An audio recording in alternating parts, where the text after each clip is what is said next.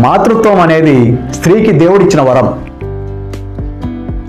ఎంతోమంది పిల్లలు లేని వాళ్ళు తమకు దేవుడి దయ లేదని బాధపడుతుంటారు.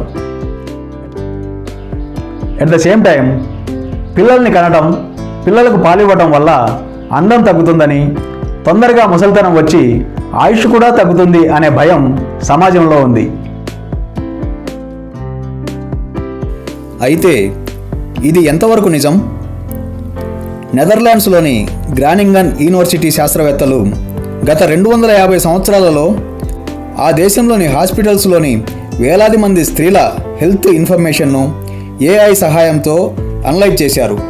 1866 నుండి 1868 మధ్యకాలంలో పిల్లల్ని కన్న తల్లులు మాత్రమే ఆరోగ్యం బాగా దెబ్బతిని 40 ఏళ్ల వయసు రాగానే ముసలితనం వచ్చిందని, మిగతా కాలం అంతా తల్లులైన స్త్రీలు ఆరోగ్యంగానే ఉన్నారని తేల్చారు.